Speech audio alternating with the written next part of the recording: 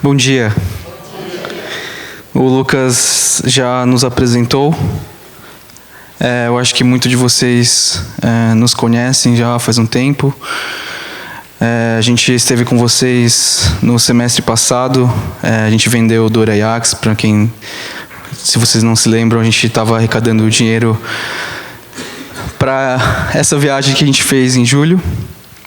E a gente queria compartilhar com vocês como que foi a nossa experiência, como que tem sido a nossa trajetória até agora. Mas primeiro a gente queria mesmo colocar o nosso coração grato diante de vocês, né? A gente se sentiu muito abraçado por toda a igreja, muito apoiado. A gente quer agradecer de coração mesmo por todo o apoio, né? Toda a ajuda em recursos também, que muitos de vocês ajudaram muito. Alguns de vocês até ajudaram a eu comprar um celular novo, porque, quem não lembra, eu fui assaltado aqui na frente. Perdi o celular bem antes do dia que eu ia vir aqui vender as coisas. Mas muito obrigado mesmo pela ajuda, graças a Deus eu tenho um celular de novo. Antes de tudo, como que passa aqui? A gente queria contar um pouquinho de quem somos nós, mas quem somos nós do ponto de vista do nosso chamado, né? O Lucas falou um pouquinho de onde nós somos, filhos de quem. E aí, entender um pouquinho por que a gente escolheu a África. Então, para a gente entender isso, a gente tem que pensar um pouquinho como que foi o nosso processo de chamado, né? Eu nasci em lar cristão, sou filho do Geraldo da Clara, que administra um acampamento Shalom. E lógico que tiveram muitos momentos de racionalizar o meu chamado, de realmente tornar isso público, de responder a apelos, ir lá na frente, receber orações. Mas eu gosto muito de falar e de acreditar que o meu chamado aconteceu através da vida dos meus pais. Como eu disse, eu cresci com eles já fazendo seminário, então eu vivi um pouquinho desses perrengues lá no seminário, e aí no começo do ministério. A minha vida inteira foi assim, né? Observando a vida dependente, total, e confiando em Deus em todos os momentos, em todos os aspectos da vida deles. E eu gosto muito de falar que o meu chamado foi através do meu olhar para com os meus pais. E aí, na minha adolescência, na nossa adolescência, a gente teve a oportunidade de ir para Humaitá juntos. E a partir daí só foi afunilando assim os caminhos, e Deus foi cada vez mais apontando a direção do chamado dele para minha vida. E eu não tenho assim um momento muito específico e super claro de como que foi que surgiu a vontade de África no meu coração. Mas as nações sempre estiveram queimando no meu coração. Não importa qual que era o país, mas sempre quando eu escutava alguma coisa sobre missão, sobre missionários, sobre vida nas nações, o meu coração ardia. E a África foi um dos primeiros, assim.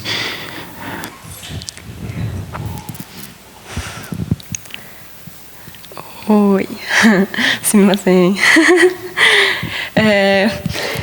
Eu sou a Vitória.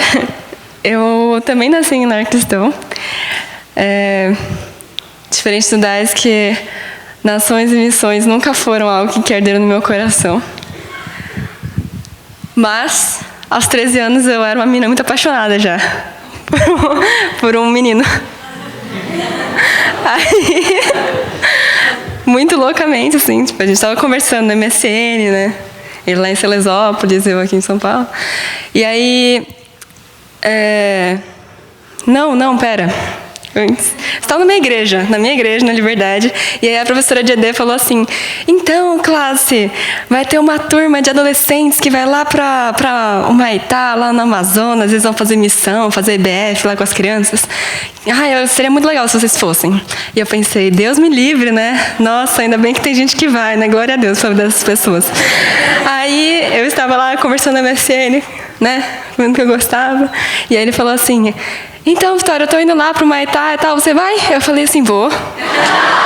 Aí eu chamei umas amigas, a gente foram 10 adolescentes lá e foi assim, tipo, muito divertido.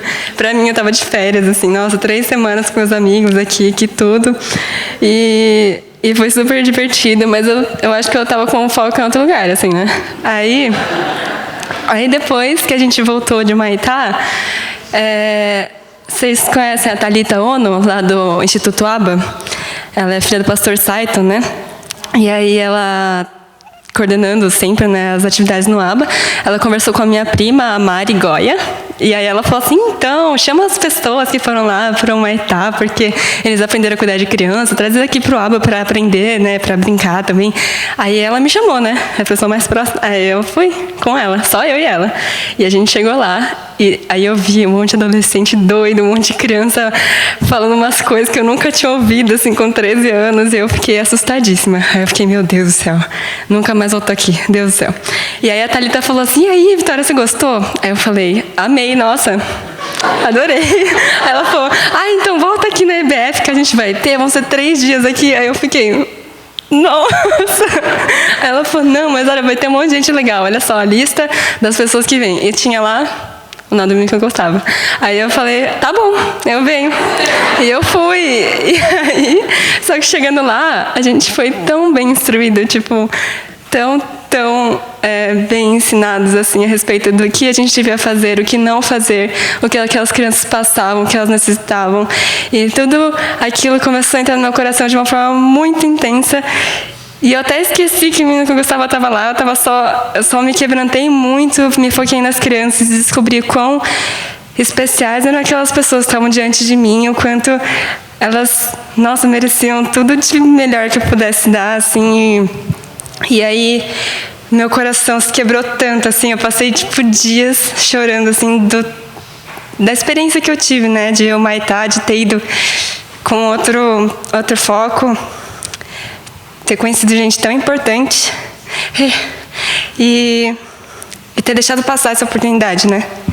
E aí eu me consagrei de uma forma muito assim, sem saber que eu estava me consagrando. Eu estava só tipo, Deus, então eu não vou mais viver do jeito que eu estava vivendo antes, eu nunca mais vou fazer isso. Eu prometo para o Senhor que a minha vida vai ser para servir as outras pessoas, vai ser para olhar para o outro e ver o que o Senhor tem para aquela vida e fazer o máximo para, né, servir ao Senhor dessa forma. E aí, o Senhor me envia para qualquer lugar, é isso aí.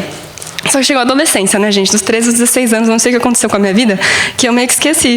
Tipo, eu meio que pensei, acho que Deus meio que esqueceu disso, né? Não tem problema se eu não quiser mais viver isso, né? Mas, mesmo assim, aquilo ardia tanto no meu coração que eu continuava indo pro ABA, pra qualquer lugar, assim, tipo, mesmo sozinha, assim, porque eu não tava nem aí, eu tava só querendo mesmo servir as pessoas.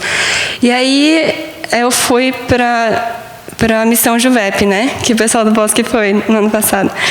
E aí eu fui, esse ano, sei lá, enfim. Aí eu fui nessa missão em 2013. E aí todo mundo tinha chamado missionário lá, né? Era tipo assim, oi, tudo bem? Meu nome é não sei o quê, meu nome é missionário direcionado para tal lugar. E eu ficava, meu nome é Vitória. E as pessoas pensavam, nossa, você não tem chamado missionário? Eu falava, não. E aí, de fato, não tinha, né? Porque Deus não tinha me mandado para um lugar, eu que tinha me oferecido. E aí, depois a gente passou por todas, né, tipo, evangelizando de casa em casa, fazendo pré-discipulado e todas essas coisas. E aí, no momento de louvor, assim, uma ministração assim, comum, corriqueira, não tinha nenhum apelo nem nada, o Senhor me encontrou de novo e me colocou no chão e começou a declarar o que Ele tinha para minha vida e o quanto Ele de fato se importava com as decisões que eu tomava com relação a isso, que realmente Ele tinha algo para minha vida com relação a missões. E isso entrou tão forte no meu coração que eu também prometi que eu nunca mais ia negar, assim, que eu realmente queria ser missionária. E aí eu compartilhei com uma menina que veio de São Paulo, e aí ela falou, nossa, que legal, toma aqui um livro.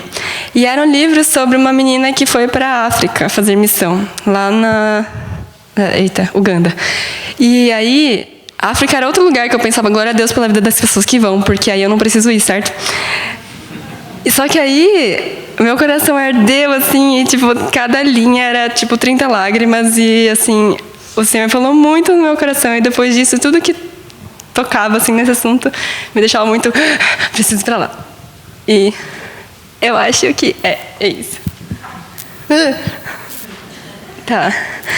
Bom, então, aí nós dois já tínhamos esse desejo, era uma coisa que a gente conversava antes, né, de namorar e tal. E aí a gente estava na faculdade, então só esperando assim o momento em que a gente tivesse uma oportunidade para ir, né. E aí estava chegando o fim da faculdade, e a gente pensando, então a gente precisa ir lá logo, porque qualquer coisa, se não fosse qualquer coisa assim, né, a gente já está sabendo, já sabe planejar a vida de uma forma diferente, assim. E o meu desejo do meu coração era passar 5 meses na ETED da Angola, de Guiné-Bissau, qualquer lugar assim, mas passar 5 meses, assim, porque eu achava que 1 mês era muito pouco, né? Tipo, missão de 1 mês é tipo, você vai e volta. E meus pais odiaram a ideia. Todas as ideias, na verdade, que eu trazia para eles, eles odiavam. E aí eu ficava, mano, por quê? E aí, depois,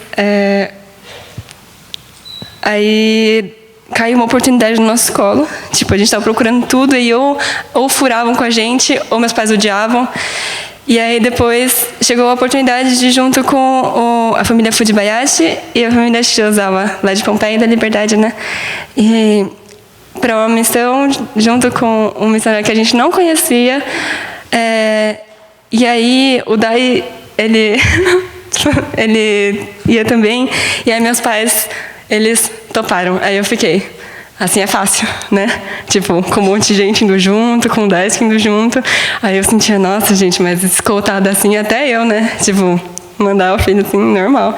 E nem achava assim que era uma coisa assim de Deus, mas aí eu pensei, não, eu tenho que honrar os meus pais, honrar a decisão deles, entender que também a voz deles é a voz de Deus na minha vida. E mesmo que eu não acreditasse assim muito na decisão que estava sendo tomada, né? Mas depois que a gente contar a viagem, depois, nossa, sério, foi só muito encaixado. E eu vi assim o quão importante foi ouvir a voz dos meus pais, foi tipo realmente me submeter à direção que o Senhor estava dando para eles. E é só um momento para a gente agradecer papai e mamãe, que foi demais. Bom, a Vitória contou um pouquinho do que era, por que a gente queria ir, né? A gente queria conhecer, né? A gente sabia que a África era um lugar que queimava o nosso coração, que a gente sentia muita vontade, mas a gente nem ao menos tinha pisado lá. Então a gente entendeu que a gente precisava, pelo menos, sentir uma vez, né? De repente Deus fala assim, a gente chega lá e fala, Deus, não é aqui.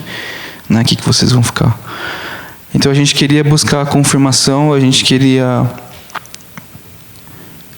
eu tinha muita expectativa de ser encorajado. Que nem Josué no começo, né? Seja forte e corajoso, Daisuke. Olha as coisas grandes que eu vou fazer através da sua vida. Eu também tinha muito essa vontade de realmente tipo, sentir cada vez mais motivado, de receber confirmação, de aprender muito. A gente tinha muita expectativa de aprender muito sobre ministério, sobre como ser uma família, né, obedecendo ao chamado de Deus, toda vivendo na África. E apesar da gente saber que a gente tem uma formação, tem potencial para ensinar também, para poder contribuir, ajudar e servir, a nossa maior expectativa era realmente aprender, né? De mãos vazias, praticamente, falar, olha, a gente quer aprender, a gente quer ouvir, a gente quer observar.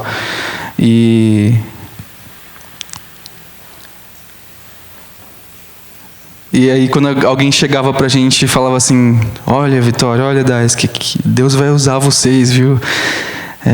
Vocês vão ser luz lá e não sei o quê. E eu ficava, caramba, mas será, né? Será? Eu tô indo só para aprender, né? Mas Deus é bom, Deus é maravilhoso e fez coisas incríveis. E aí, essa é a família Alves, são os missionários que nos receberam lá. Eles já têm 14 anos de África. Eu vou errar de novo, foram 10 anos de Moçambique, né, e 4 agora em Malawi. Eles são brasileiros, são jocumeiros do Paraná, de Cascavel, mais especificamente. E aí essa foi a família maravilhosa que nos recebeu lá. Essa família nos acolheu assim de uma forma que a gente nunca imaginava. A gente estava super constrangido de chegar lá, porque a gente entrou nessa viagem com a família Shiozawa e Fujibayashi. A gente entrou assim meio cara de pau, né? Tipo, e aí, a gente pode entrar aí na sua viagem de família e tal, um casal que a gente nem casou ainda. E aí, então a gente chegou super assim, com licença.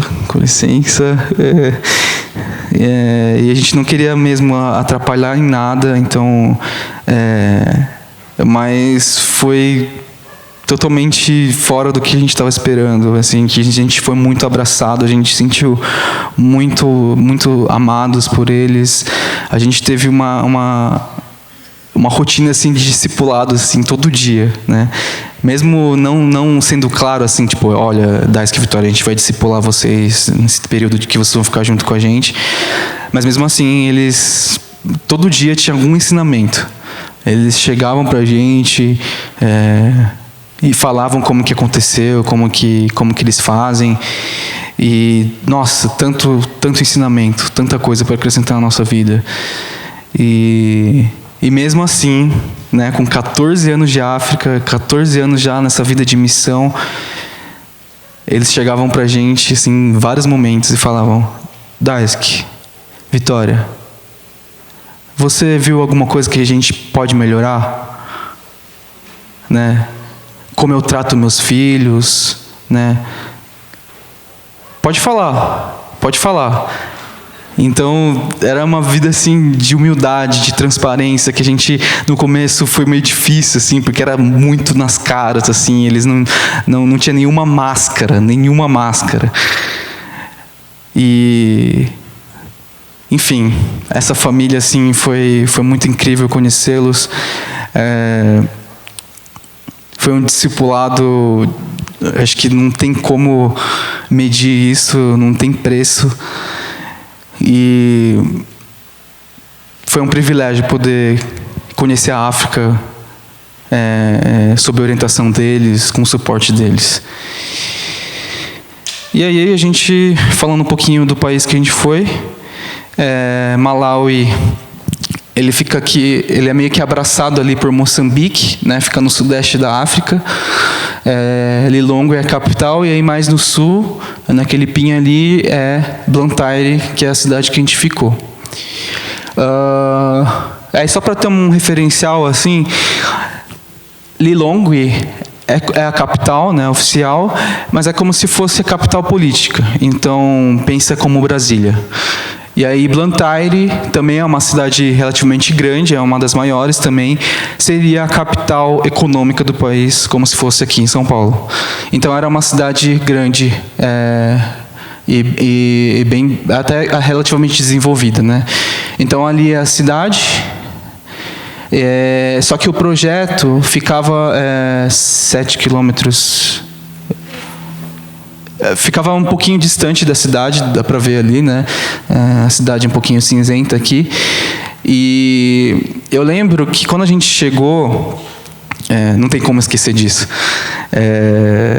A gente chegou no aeroporto, a Débora foi buscar a gente, e aí no carro ela falou assim, olha, então, tá todo mundo já lá na vila, né? A gente vai chegar lá em casa, vamos tomar um banho de meia hora, preparar as coisas, fazer as malas, e a gente vai para a vila. Só que a gente vai para a vila de moto.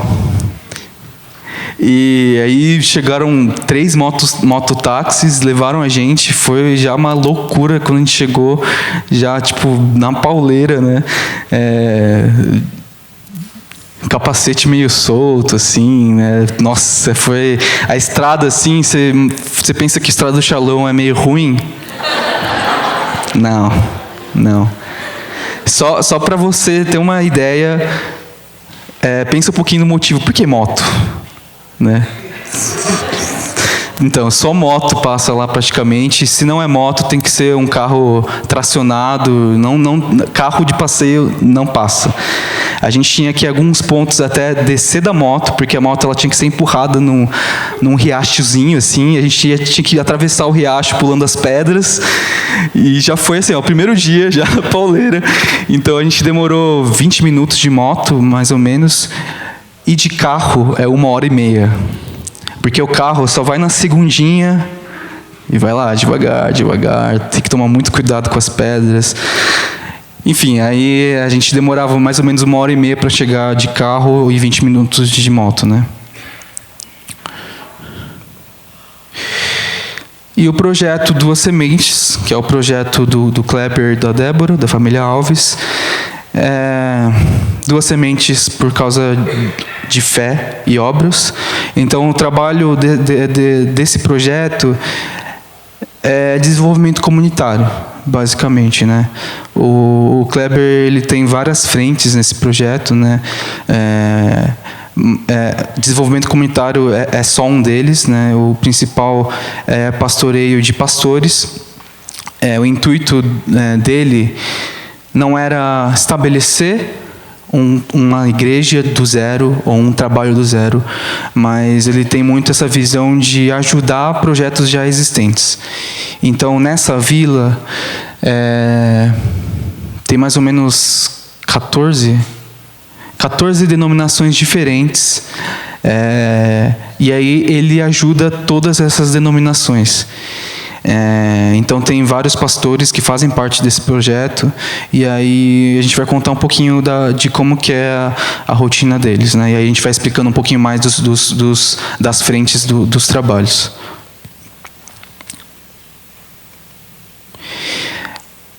Lógico que essa rotina ela mudou, né, um pouquinho com a nossa visita, com a visita do Ivan e do Kleber. Mas, basicamente, esse era o dia a dia deles. E a gente realmente não queria que eles mudassem muito a rotina deles, porque a gente queria conhecer mesmo como que era o dia a dia deles, né? Nas segundas-feiras, eles faziam um estudo bíblico. Então, com todos esses pastores, imagina, 14 denominações diferentes, né? Todos esses pastores com doutrinas diferentes, visões diferentes. E era incrível o trabalho de estudo bíblico que o Kleber tinha lá, né? Tinha presbiterianos, tinha Assembleia de Deus, e todas as outras igrejas com nomes estranhos lá. E era lindo de se ver, né, o trabalho lá. Apesar das diferenças de doutrinas, parecia que era uma igreja só, né? Eles conviviam muito bem, estudando a Bíblia juntos, adorando juntos, né? Uma coisa que realmente espantou a gente positivamente, assim, a gente ficou muito surpreso, né? É uma coisa que a gente não vê muito aqui, né? E foi muito, muito lindo mesmo de ver isso. E aí tem os estudos bíblicos, né? Lembrando que lá em Malawi a língua principal é o inglês, a língua oficial é o inglês, porque é uma colônia inglesa. Mas nas vilas depende muito da tua escola, da tua escolaridade. Então, se você foi numa escola boa, talvez você sabe falar inglês. Mas se você não foi numa escola, ou se você não foi numa escola tão boa assim, o seu inglês fica mais complicado e limitado. Então, na vila era muito difícil essa questão da comunicação. Então, o dialeto Chichel. E tinha alguns pastores nesse grupo que falam inglês e faziam essa tradução. O Kleber falava inglês e aí esse pastor falava em Chichel para eles. Ali, quem está ali é o pastor Lewis, é um dos pastores principais que ajuda o projeto, e do lado o Kleber. Aí depois de manhãzinha rolava o estudo bíblico e depois, no período da tarde, eles tinham a parte de planejamento, né? Algumas imagens aí do estudo. Pode passar. Nas terças-feiras de manhã tinha uma RO. A gente ajudou um pouquinho nesse RO, conduzindo um momento de louvor. Outra experiência maluca. Eu acho que todas que eu vou falar aqui vão ser experiências malucas. Porque a primeira vez que a gente viu o louvor deles, a gente pensou assim, cara, não precisa de instrumento. Não precisa de nada, a gente não vai conseguir acrescentar nada. E aí quando o Kleber falou assim, olha, Dice, Vitória, vocês ajudam a gente amanhã a conduzir o louvor? Eu falei, mas por quê? Eles conduzem assim de forma espontânea, sabe? Um começa a cantar e aí todos começam a acompanhar juntos. E a gente ficou, cara, acho que não precisa não, né? Mas a gente foi e mesmo assim Deus é misericordioso e foi um momento muito acrescentador nas nossas vidas. E eles também, para eles foi uma experiência nova, né, de escutar músicas daqui, escutar músicas em português, em inglês. Pode passar. Enfim, aí depois do estudo bíblico, nos períodos da tarde, a gente tinha o ministério infantil. Cada dia era em uma vila diferente, um ponto da vila diferente, né? A vila principal, desculpa, eu esqueci de falar isso, se chama Chicombo, era a vila que a gente estava se hospedando. E essa região que a gente estava se chama Tiringani. Tiringani é uma montanha, então eles se localizam assim nas vilas. Então tudo que está ao redor de Tiringani se chama região de Tiringani. E a gente estava em Chicombo e a gente também estava dando apoio para essas vilas ao redor, né? E aí nas terças-feiras a gente fazia o Ministério Infantil em Jumbe.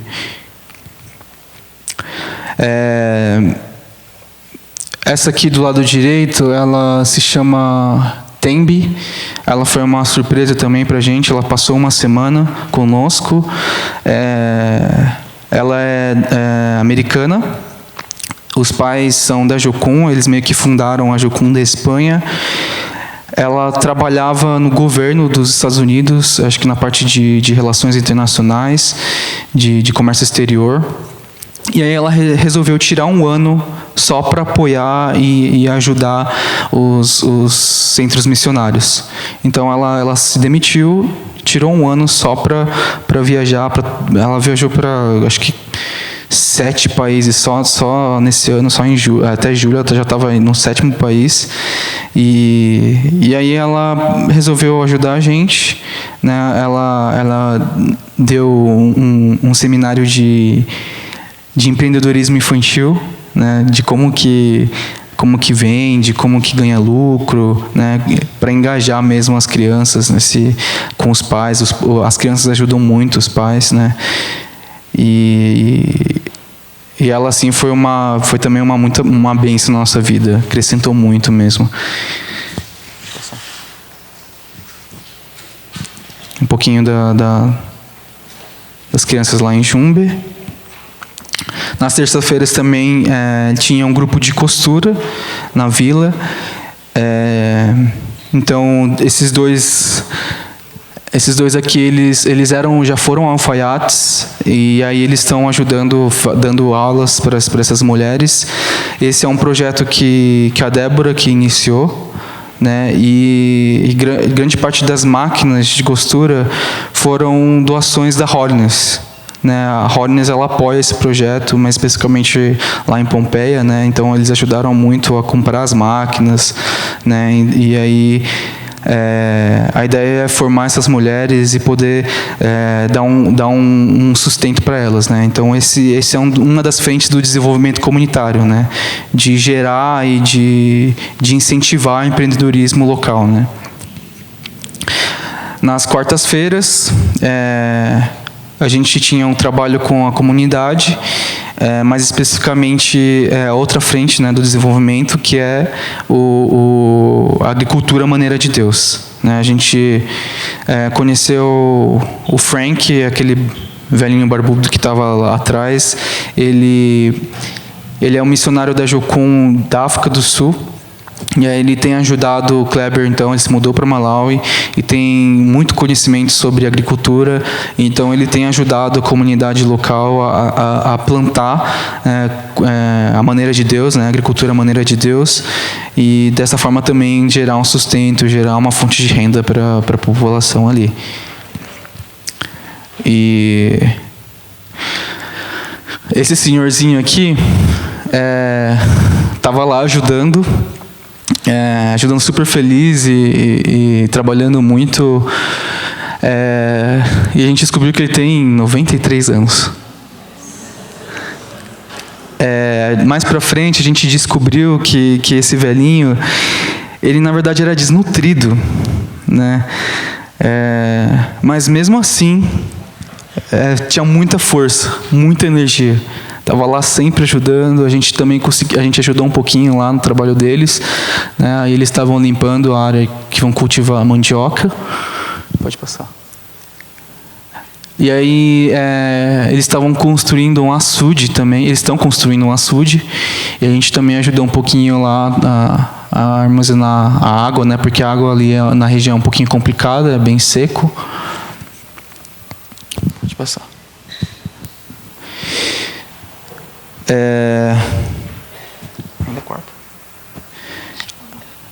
Nas quartas-feiras à tarde, o trabalho Ministério Infantil era em Shimuanga, uma outra vila. Essa escola privada, ela cedeu o espaço para a gente. Essa vila, ela ficava mais ou menos meia hora, eu acho que andando, e era rapidinho de carro, a gente foi de carro. E aí essa escola cediu espaço para a gente fazer o trabalho infantil com eles, com as crianças ao redor.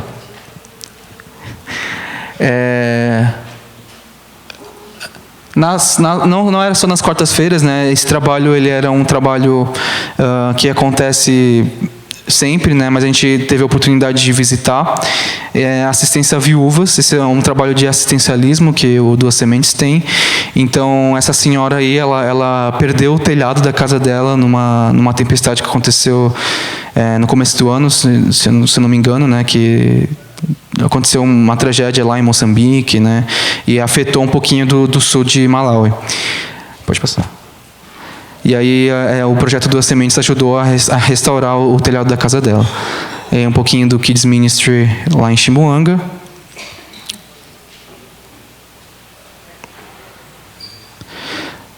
A gente também teve a oportunidade de falar um pouquinho. Eu, na verdade, tive a oportunidade de dar o apelo. Foi a minha primeira vez que eu dei um apelo assim, público, né? Tinham muitas pessoas, acho que eram mais de 100 pessoas. Foi ficando escuro, a gente não conseguia enxergar, né? Então, depois do Ministério Infantil, do Ministério com as Crianças, a gente armou esse telão, e aí não tinha eletricidade, mas aí a gente tinha um gerador, e aí a gente, à noite, quando ficou mais escuro, a gente passou o filme Jesus, e eu tive a experiência de dar o apelo para aquelas pessoas. Nas quintas-feiras, pode passar. O trabalho com as crianças era em Chicombo, era na vila que a gente ficava. O lugar que a gente fazia ficava bem pertinho, a gente andava um pouquinho só.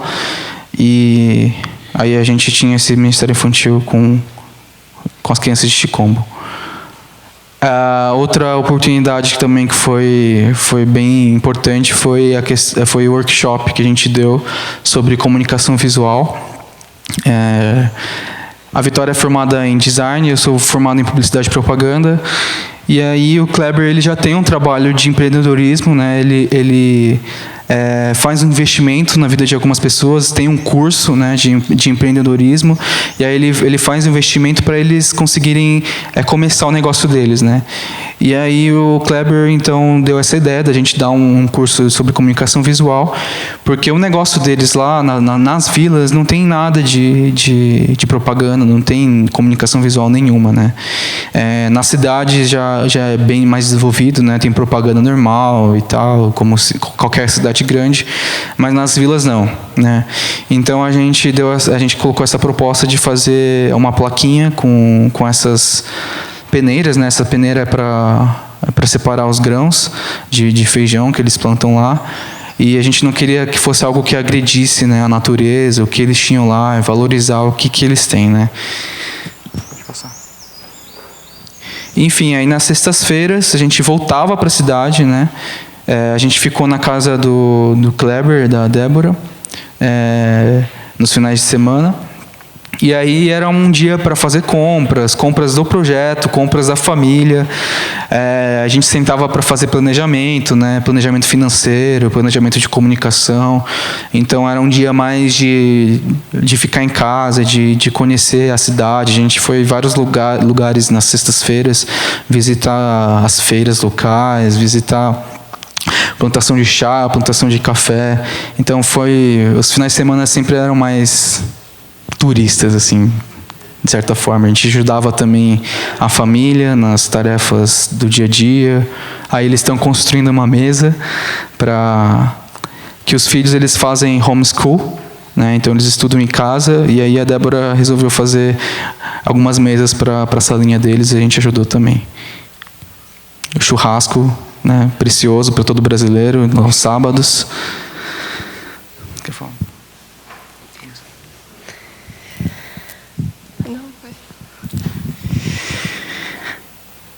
Enfim, a gente tem muito pouco tempo para compartilhar com vocês. É tanta história, tanta vivência para passar para vocês, né? Porque, cara, foi um mês intenso, né? Então, que pena que a gente tem pouco tempo, mas a gente queria trazer um pouquinho de como que foi a nossa rotina lá. E o que a gente aprendeu? O que eu aprendi, né? Como eu falei no começo, eu tinha muito a expectativa de ser encorajado, de Deus falar assim: olha, Dai, seja forte, corajoso, você vai conseguir, né? Eu queria me sentir mais motivado, né? De ficar mais empolgado com a ideia. Nada disso foi frustrado. Deus fez tudo isso. Mas a nossa cabeça é muito pequena, né? A nossa expectativa, nossos sonhos são muito baixos em vista ao que Deus tem para nossas vidas. E essa foi uma das primeiras lições que a gente tirou. A gente nem precisou chegar lá. Por quê? Porque isso já começou na parte de arrecadação dos recursos, né? A gente decidiu viajar em menos de 2 meses. A viagem estava 2 meses à frente, e aí a gente falou assim: vamos. E aí a gente colocou os números na planilha, viu qual que ia ser o custo total da viagem, e era R$14 mil. Confesso que eu não acreditei muito. Eu fiquei um pouco inseguro. Meus pais também, mas mesmo assim a gente foi. A gente deu espaço de fé e vamos vender coisa, vamos correr atrás. E a gente pode dizer que a gente se esforçou, sim. A gente se esforçou, a gente fez nossa parte, mas nada foi comparado ao que Deus fez. Não tem como pagar. Porque a gente conseguiu mais de R$20 mil em menos de 2 meses. Então, a expectativa já superou aí. Deus já mostrou: olha, eu faço. Né? Confia em mim. Coloca a tua fé em mim. Então, nossa, glória a Deus por isso. A gente conseguiu deixar muitos recursos lá também. O excedente ficou lá com eles. E aí, quando a gente chegou lá, em Malawi, outra coisa que eu aprendi foi que eu sou ignorante. Por que eu sou ignorante? Cheguei lá, sentei no carro, já fiquei surpreso com a mão inglesa. Sentei do lado esquerdo, né, o motorista ali do outro lado. Falei, caramba, mano, tô em outro mundo já. Primeira vez sentando em mão inglesa, e aí a gente sai do aeroporto, já vê uma paisagem assim linda, né? Comunicação visual assim da cidade totalmente diferente, né? As pessoas na cidade andando, vendendo as coisas no chão. E assim a primeira coisa assim que eu entendi na hora, Deus falando assim, das que você é ignorante, você não sabe de nada. Você pensa que você sabe do mundo inteiro, assistindo YouTube, assistindo Netflix. Não, você não sabe de nada. E aquela experiência de chegar num país completamente diferente, né? Essa foi minha primeira experiência, na verdade, fora do continente. E se Malawi foi muito mais do que a gente esperava, né? Muito mais do que a gente entendia de mundo, então imagina quais são os planos, né? Quais são os sonhos de Deus para nossas vidas. Também entendi que, além de sonhos pequenos, além de expectativas baixas, eu estava distorcendo isso com a minha ansiedade. Eu descobri também lá que eu sou ansioso, eu sou uma pessoa ansiosa. Porque, voltando, a minha expectativa era ser encorajado, era ver as maravilhas, era sentir motivado, ver as coisas bonitas, ver os números, os resultados. Eu queria ver logo isso. Mas eu estava afundando os meus sonhos, afundando as minhas expectativas, travando isso, congelando isso, porque eu só estava pensando em resultado, em número, em planos. Eu ficava, nossa Deus, beleza, eu vou para Malawi, mas como? Né? 14 mil reais em 2 meses. Como que a gente vai fazer isso? Né? O Senhor quer nos enviar para a África? Legal. Mas Deus, quando, como, onde? Eu ficava afundando... Eu ficava travado por causa disso. E eu descobri lá foi um momento de clareza, que eu entendi que eu sou uma pessoa ansiosa, preocupada sempre com o futuro, vivendo sempre lá na frente. Sempre querendo saber as formas, os caminhos, né? Descobri também que eu sou uma pessoa orgulhosa.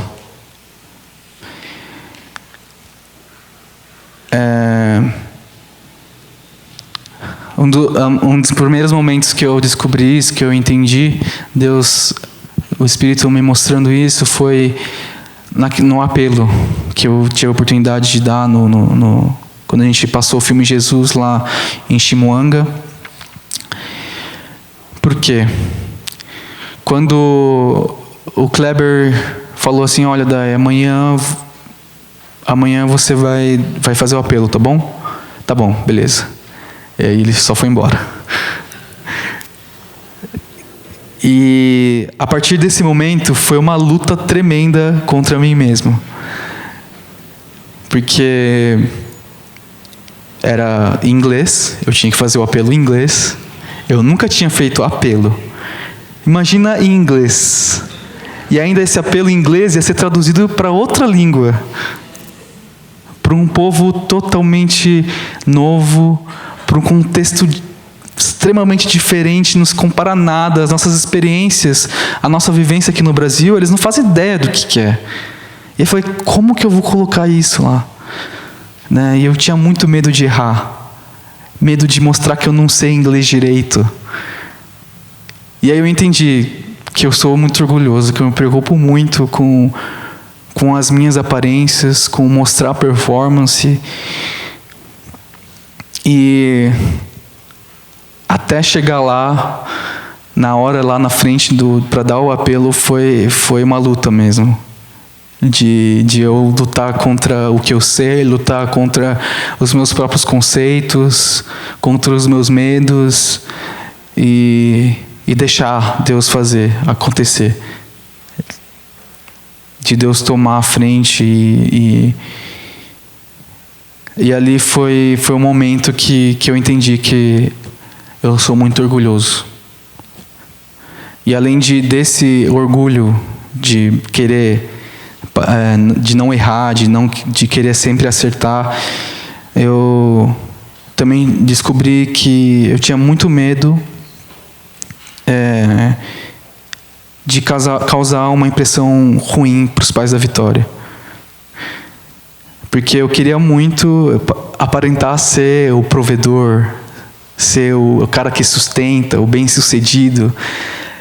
Então eu diria que, em partes, essa viagem, ela também foi motivada por isso.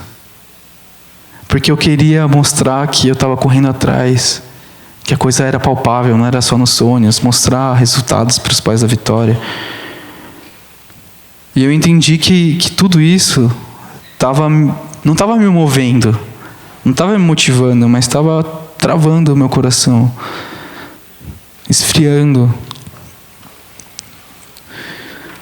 E não confiar em Deus, em tudo isso, estava significando não reconhecer o que eu sou, o que eu plenamente sou, na perspectiva de Deus, da forma que Ele me criou, os talentos que Ele me deu. E lá foi onde eu entendi que medo é uma coisa que é genuína, que trava as pessoas, mas que também muitas vezes é mentira. Porque lá é muito louco, a cultura é muito diferente. Para você ter uma noção, para vocês terem uma ideia, eles têm medo de camaleão. Por quê? Porque eles acham que se tocar no camaleão, eles também vão mudar de cor. E era um medo genuíno, né? A gente pegou um camaleão, né, no meio da estrada. A gente estava visitando um lugar e aí o Kleber viu de longe assim um camaleão atravessando a estrada, e aí ele conseguiu parar, desviar. A gente parou na beira da estrada, a gente pegou o camaleão, porque a gente ia meio que atropelar, ele ia morrer atravessando ali a estrada. A gente pegou, a gente levou para casa, e aí eles falaram que toda vez que o empregado deles é lá de Malau, ele é nativo, toda vez que o Wilson ele ia limpar algum cômodo, a gente tinha que tirar o camaleão de lá, porque ele realmente tinha medo, né? A gente nem deixava ele olhar muito camaleão. E a gente tinha medo do quê? De falar inglês, medo de dar apelo, medo de... Entende? O medo é uma coisa, uma construção que a sociedade faz, né? Por que a gente não tem medo de camaleão? Por que eles têm? A gente é humano, a gente é igual, mas por que os medos são diferentes? Será que eles são de verdade mesmo? Então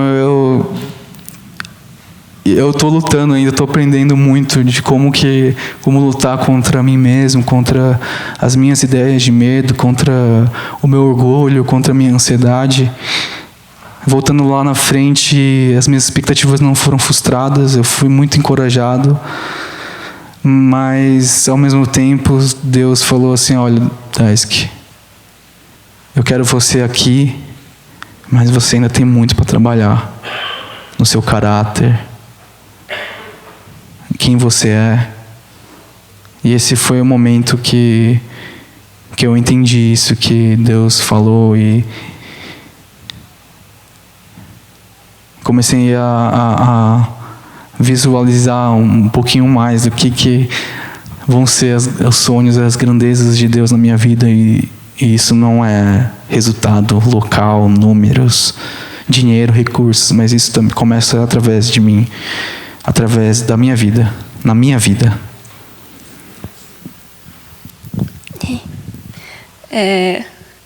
Bom, daí falou, né? Mas acho que a gente aprendeu mesmo como nossa visão é limitada, né? Porque acho que quando a gente pensa missionário na África, a gente pensa, caramba, mano, que trabalho difícil, né? Que trabalho bonito, né? E a gente olhando a cultura, parece algo tão difícil, né? De mudar, uma coisa que é tão herança, assim, de um passado muito louco, assim, que perpetua e perpetua.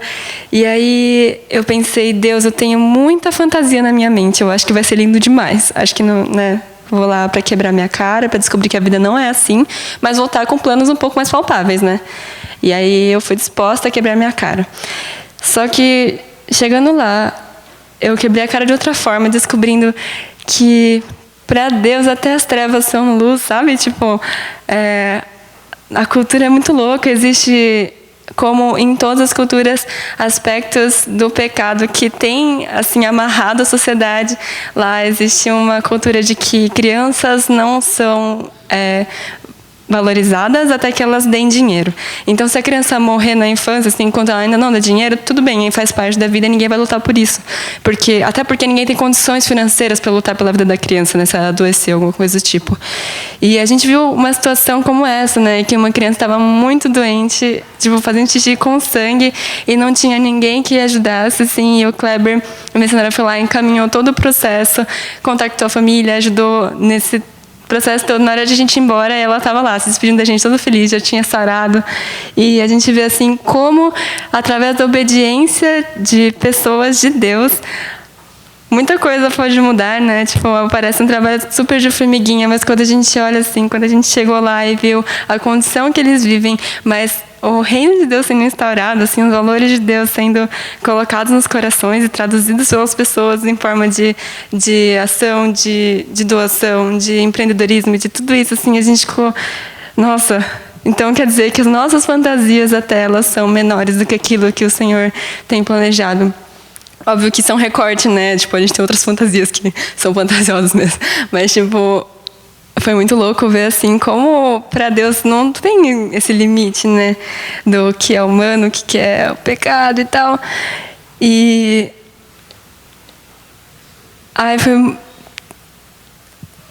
E outra coisa que foi muito maravilhosa foi perceber como o Senhor trabalha no meio de pessoas também que estão abertas ao Espírito Santo e olham ao redor e compreendem a necessidade, mas trabalham arduamente, porque lá os locais que fazem tudo acontecer, né? O Kleber chega com uma ideia, ele chega com um sonho, ele apresenta para as pessoas vão lá e trabalham e tem frutificado. E aí, quando a gente conversa com eles, é tipo assim, e aí, né? Mas como é que foi que você converteu? Então, eu fui abandonado pela minha família, não tinha ninguém, aí eu estava nas drogas, na bebida, e alguém me adotou, falou de Jesus, e hoje eu estou aqui saudável, falando de Jesus para todo mundo, né? Ajudando a comunidade, as viúvas e tal. E vendo, assim, como o evangelho é real na vida dessas pessoas, assim, que não é um conto de fadas, assim, a fome existe, a sede existe, a pobreza é muito real lá, mas é muito lindo ver a riqueza dos corações, assim, e não para que a gente se conforme, né, do tipo, tudo bem se eles estão pobres, se eles têm Jesus, né, mas é muito lindo ver como Deus age, assim, através da obediência de servos. E também, isso é um exemplo para mim, porque acho que quando a gente volta, né, tipo, acho que eu preciso reaprender a amar o lugar que eu tô, as pessoas que estão aqui, sabe? Porque eu fui lá com a cabeça muito, assim, certa de que eu vou encontrar gente preciosa, eu vou encontrar gente que eu preciso lavar os pés, assim, de tão preciosas, tão cheias de honra que as pessoas são. E aí, ver como as pessoas de lá enxergam as pessoas que são da própria comunidade é muito, assim, de explodir a mente, assim, de chegar aqui e falar, caramba, eu não tenho servido as pessoas ao meu redor aqui em São Paulo, como aquelas pessoas em Chicombo se servem, sabe? E como é lindo ver isso, né? De que Deus, ele precisa também trabalhar nas nossas vidas, esse olhar, né? E também, nesse tempo todo, a gente foi percebendo, assim, o quanto a gente não é digno de participar daquilo que Deus tem para as nossas vidas, né? Pelo o plano que Ele tem assim para o mundo. E nesse tempo todo a gente estava tipo, nossa, que privilégio, né? A gente poder chegar aqui, sentir essa terra, ver essa gente, ouvir a língua deles e ver Deus trabalhando dessa forma. Eu não sou digna. Por que raios o Senhor me concede ainda essa lindeza de estar aqui? E aí também o Senhor foi mostrando assim ao meu coração que aquilo era simplesmente um transbordar da essência dele, de ser o Deus bondoso, o Deus de graça, que dá assim que a gente mereça, que transborda o amor dele. E aí eu fiquei, nossa, então a questão é que só de ser filha desse pai eu já tenho esse acesso. Não preciso ficar comprando assim essa bênção assim, de ser chamada por Deus, de ir para onde Ele me mandar e ver tudo que Ele tem feito. E aí, depois de tudo isso, a gente voltou super encorajado, né? A gente voltou, porque dá um medo, né? Você vem assim, ai, mas será mesmo que eu vou conseguir, né? Ter a minha casa, meus filhos vão ficar bem, e essas coisas todas. Mas a gente foi super encorajado pela família, pela experiência, assim, voltamos assim, tipo, sim, nós vamos lá para a África, vamos sim morar lá e tal. E então a gente tem buscado hoje com as nossas igrejas, com nossos pastores, né, novos aprendizados, talvez fazer seminário, essas coisas todas. Nós estamos planejando o futuro. E E aí a gente queria encerrar trazendo uma passagem. Em João 21, 15 a 22, é o momento em que Jesus está lá de volta com os discípulos depois da ressurreição. E aí ele pergunta para Pedro, né? Tipo, Simão, filho de João, você me ama? E aí Pedro responde 3 vezes que sim. E aí depois Jesus fala, então, cuida das minhas ovelhas. E aí depois ele começa a declarar para Pedro, tipo, quando você era mais jovem, vestia-se e ia para onde queria, mas quando for velho, estenderás as mãos e outra pessoa vestirá e o levar para onde você não deseja ir. E Jesus disse isso para indicar o tipo de morte com o qual Pedro iria glorificar a Deus. Então disse, siga-me. E aí Pedro voltou-se e viu que o discípulo a quem Jesus amava o seguia. Esse era o que se inclinara para Jesus durante a ceia e perguntara, Senhor, quem te irá trair? Quando Pedro o viu, perguntou, Senhor, e quanto a ele? Respondeu Jesus, se eu quiser que ele permaneça vivo até que eu volte, o que lhe importa? Siga-me você. E essa passagem nos parece assim que coube muito assim nas experiências que a gente teve lá, porque se for pensar assim na história, né, de onde a gente saiu, como que tudo começou, é muito improvável, né? Uma menina da cidade, assim, de apartamento, uma adolescente que não tem o que fazer da vida, assim, sabe? Só, tipo, eu vou atrás da menina que eu gosto. Tipo, o Senhor, Ele, apesar de a gente ainda não ter chegado lá, Ele ainda nos chama, Ele ainda permite que a gente faça parte desse plano, apesar de nós, apesar das nossas besteiras, assim, das coisas que a gente ainda não sabe, as coisas que a gente faz tudo errado. E é muito lindo, assim, tipo, a gente poder ir afirmando nosso amor por Cristo, aprendendo com Ele e sendo chamado para ir apacentar as ovelhas. E outra coisa que é muito legal é que, muitas vezes, quando a gente vê assim, as pessoas na carreira missionária dela, no chamado que o Senhor tem para a vida dela, cumprindo aquilo que o Deus tem assim, específico para a vida das pessoas, a gente fala, nossa, que incrível. Eu mesma ficava pensando, nossa, eu queria muito viver a vida que essa pessoa está vivendo, sabe? Nossa, quem dera eu. Mas nessa viagem, assim, e tipo, nesse processo todo, eu me senti tão querida por Deus, pensando, nossa, o Senhor tinha realmente algo tão personalizado para mim, sabe? Coisas que tem queimado no meu coração, o Senhor está fazendo. Nossa, então, eu realmente queria...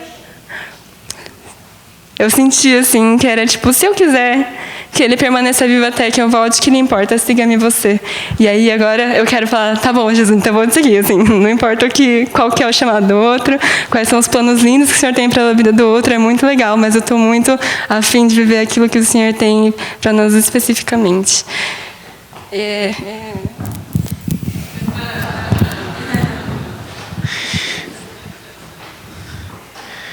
Mais uma vez a gente quer agradecer ao apoio de toda a igreja, né? Recursos em orações. A gente se sentiu muito amados, muito queridos. E a gente sabe que essa é uma igreja que tem se movido muito, né? Vocês já foram para a Juvep, ainda vai acontecer outra viagem, né? No ano que vem. Vocês já têm obedecido, já têm ido, não importando se aquilo exatamente não é o seu chamado. Mas a gente quer também colocar uma palavra de encorajamento para vocês, né? Porque vale a pena. Vale a pena experimentar e querer cada vez mais conhecer os planos de Deus, seguir em direção a isso, responder ao chamado dele, segui-lo não importando nada. Vale a pena. A gente aprendeu muita coisa, a gente viu muita coisa errada na gente, que a gente precisa mudar, confirmações, aprendizados, nossa, muita coisa mesmo. Mas a gente não necessariamente precisava ir para lá para viver tudo isso, para experimentar tudo isso. Mas Deus é incrível, Deus é maravilhoso, Deus é bom, misericordioso, e permitiu que a gente fosse lá para viver essas coisas. Mas Ele fala hoje, Ele fala agora, Ele faz acontecer em todo momento. Então, o encorajamento que a gente queria deixar para vocês é: não espera para ir quando Ele falar, quando você sentir, quando você realmente tiver certeza. Siga-o. Só isso, siga-o. Já basta. Então, mais uma vez, muito obrigado. Acho que esse é um pouquinho do que a gente queria compartilhar com você. A gente passou um pouco do tempo, desculpa. Mas a gente queria mesmo colocar o nosso coração grato, pedir orações ainda. A gente não terminou, né? A gente recebeu a confirmação lá. Aí, como a Vitória falou, a gente vai começar os processos de... A gente já virou candidato a obreiros nas nossas igrejas. E a partir de agora a coisa vai afunilando, né? Os caminhos vão se estreitando e a gente quer realmente nos tornar missionários, né? A gente quer ir para lá, para a África. A gente pede orações, a gente continua, por favor, contando com o apoio de cada um.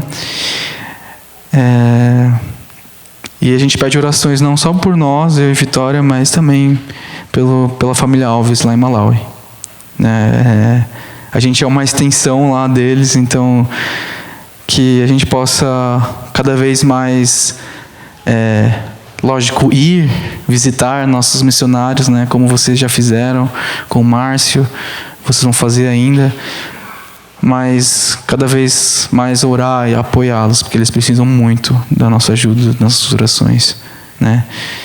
E é isso. Muito obrigado mesmo. Vamos orar. Pai, nós queremos agradecer por essa oportunidade que essa igreja e que o Senhor nos deu para compartilhar um pouquinho dessa nossa experiência lá em Malawi, na África. Essa igreja que nos apoiou tanto em oração como recursos.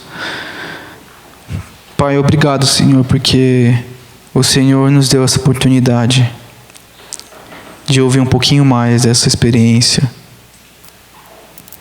Pai, que tudo que foi falado aqui, Senhor, não saia simplesmente das nossas cabeças, dos nossos corações, mas que o nosso coração esteja sensível à Tua palavra, à Tua voz, ao Teu agir, Deus. Que possamos voltar para casa motivados, sim, com confirmações, com o coração mais aquecido, mas Deus, queremos ser cada vez mais, sim, filhos melhores, mas também servos cada vez melhores, que Te servem por amor a Ti. Não importando o que o Senhor faz, o que o Senhor fez, mas simplesmente do fato de o Senhor ser quem o Senhor é, já é o suficiente, Senhor, para a gente te servir, para a gente te amar, sem nenhuma barreira, sem nenhum medo. E que possamos, Senhor, cada vez mais entregar tudo que nós somos, que o nosso velho eu possa morrer e que o que nós somos através de Ti, Senhor, possa ser verdade nas nossas vidas.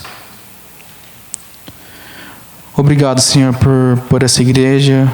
Obrigado por cada vida aqui. Obrigado porque essa igreja já tem seguido os propósitos, já tem estado com um coração sensível ao Teu, obedecido ao Teu chamado, feito tantas coisas, Deus. Obrigado, Deus. E que esse coração permaneça, Pai, um coração sensível, um coração disponível a Te obedecer, a Te ouvir. E que o Senhor continue a realizar suas grandezas e suas obras e sonhos nessa igreja, Deus. Nós queremos Te agradecer, Pai, e engrandecer o Teu nome. Em nome de Jesus. Amém. Muito obrigado.